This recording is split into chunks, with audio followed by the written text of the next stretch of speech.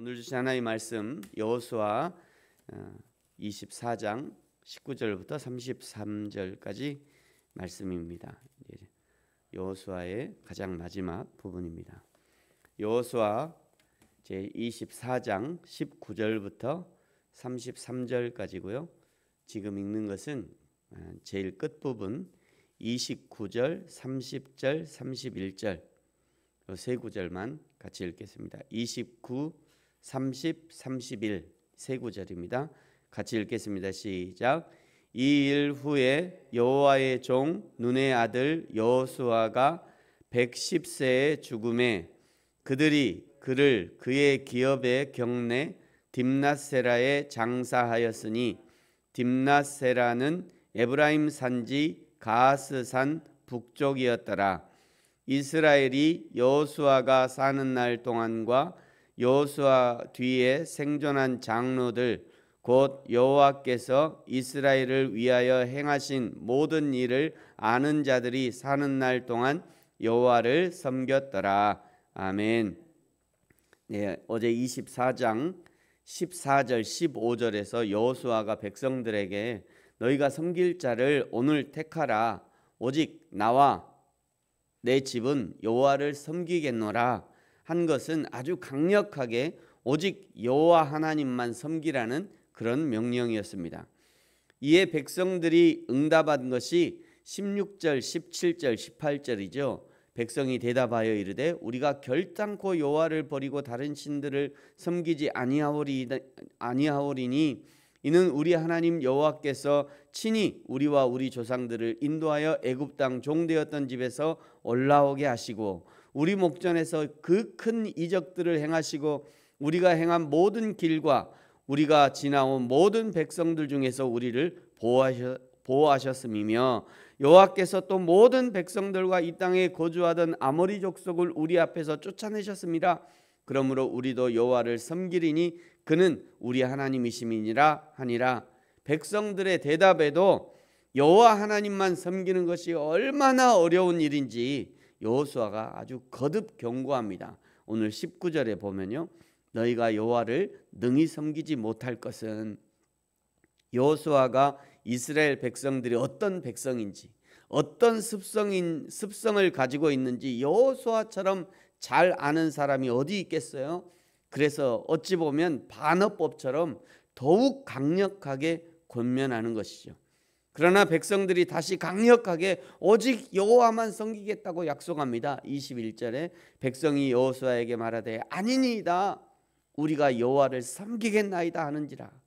그러자 여호수아가 한 가지 제안을 합니다. 23절 여호수아가 이르되 그러면 이제 너희 중에 있는 이방 신들을 치워버리고 너희의 마음을 이스라엘의 하나님 여호와께로 향하라 하니 이것을 보면 그때까지도 이스라엘 백성들이 그들 중에 있는 이방 신들을 치우지 못하고 있었다는 것이죠. 지금까지 봐왔지만 산지에 있는 가나안 족속은 철병거를 가지고 강력하게 저항해서 쫓아내지 못하고 또 어떤 족속은 노역을 시키려고 쫓아내지 않았고 그러면서 자연스럽게 가나안의 신들도 허용할 수밖에 없었던 것입니다. 여호수아도 그런 사정을 알고 있었기 때문에 마지막으로 당부하는 것이죠. 너희 중에 있는 이방 신들을 치워버려라. 너희의 마음을 이스라엘의 하나님 여호와께로 향하여라. 24절에 다시 한번 백성들이 여호와만 섬기겠다고 다짐하고요. 25절에 여호수아가 세겜에서 백성들과 언약을 맺고 율례와 법도를 제정합니다. 26절에 비석까지 세웁니다. 돌을 깎아 비석을 세웠다는 것은 절대로 지워지지 않는 지울 수 없는 약속이라는 거죠. 29절에 여호수아가 죽고 30절 딥낫세라에 장사하게 됩니다. 그런데 31절에 묘한 구절이 등장하는 거죠. 이스라엘이 여호수아가 사는 날 동안과 여호수아 뒤에 생존한 장로들 곧 여호와께서 이스라엘을 위하여 행하신 모든 일을 아는 자들이 사는 날 동안 여호와를 섬겼더라. 이 말은요, 그 뒤에는 이스라엘 백성들의 신앙이 변질되었다는 거죠.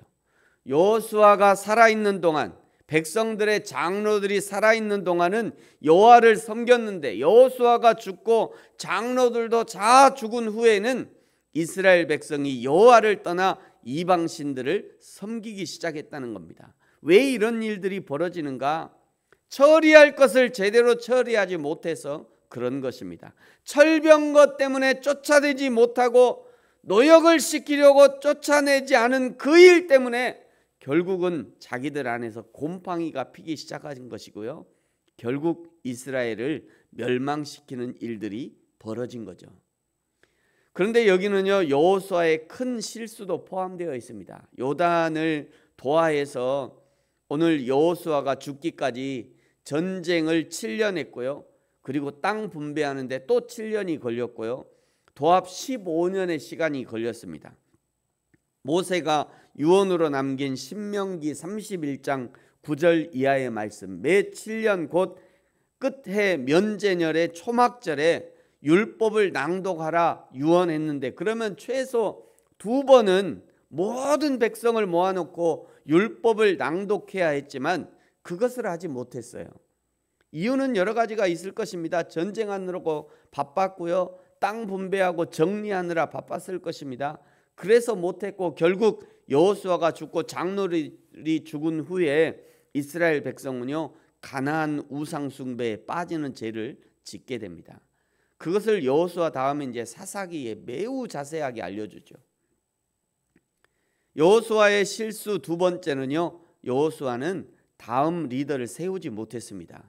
여호수아 자신은요, 모세의 종이 되어서 평생을 모세를 따라가 다니면서 모세의 후계자가 되었지만 여호수아는 후계자를 세우지 못해요. 이제 이스라엘은 12지파의 족장들로 힘이 나눠지게 되고요, 혼돈의 시간이 시작되게 됩니다. 사랑하는 성도 여러분, 우리도 두 가지 실수를 주의해야 합니다. 첫째는요, 예배를 소홀히 해서는 안 됩니다. 다른 사람들, 옆에 있는 사람들의 예배를 신경 쓰다가 정작 자신의 예배를 잃어버려서는 안 되는 것이죠. 그냥 옆에 사람들 자기는 자기 예배 하도록 냅둬야 돼요. 내 예배, 내가 그 옆에 사람들 신경 쓰다가 자신의 예배를 잃어버리는 경우가 있어요. 그러니까 교회당에 딱 들어오면요, 예배하러 교회당 딱 들어보면 하나님과 나만 있는 거예요. 하나님 앞에서 옆에 사람 냅두고요. 예배당에 딱 들어오는 순간 오늘 이 예배는 목사님과 나와의 예배도 아니고 옆에 있는 성도와 나와의 예배도 아니고 나는 오직 여호와 하나님과만 예배한다, 이런 마음을 가지고 예배해야지, 그날 예배당에 뭐 누가 왔는지, 누가 떠드는지, 핸드폰이 울리는지, 뭐 어제 왔던 사람 왔냐 안 왔냐, 이런 거 따지다가 정작 나의 예배를 잃어버리는 경우가 있어요. 그러니까 예배당에 딱 들어오는 순간 하나님과 나와의 예배만 존재하면 좋을 것 같아요. 두 번째는요, 우리의 신앙을 잘 전수해야 합니다. 말로 억지로 하는 신앙 전수가 아니라 삶의 신앙 전수, 인격의 신앙 전수, 내 인생을 건 신앙 전수가 필요한 것이죠. 그래야 하나님 앞에 설 때 우리 하나님 앞에 잘했다 칭찬받는 저와 여러분이 되어지기를 예수님의 이름으로 축복합니다. 기도하겠습니다. 하나님 아버지, 감사합니다. 여호수아를 모두 살피고 여호수아의 마지막을 봅니다. 우리도 날마다의 예배, 삶의 예배를 소홀히 하지 않게 하시고 나에게 오신 생명의 복음, 생명의 신앙이 우리의 자녀들에게도 흘러가게 하시고 그리하여 자자손손 하나님의 복을 누리는 귀한 개인과 가정과 가문이 되게 하여 주옵소서. 감사합니다. 예수님의 이름으로 기도합니다. 아멘. 하늘에 계신 우리 아버지여, 이름이 거룩히 여김을 받으시오며 나라가 임하시오며 뜻이 하늘에서 이루어진 것 같이 땅에서도 이루어지이다. 오늘 우리에게 일용할 양식을 주시옵고 우리가 우리에게 죄 지은 자를 사하여 준 것 같이 우리 죄를 사하여 주시옵고 우리를 시험에 들게 하지 마시옵고 다만 악에서 구하시옵소서. 나라와 권세와 영광이 아버지께 영원히 있사옵나이다. 아멘.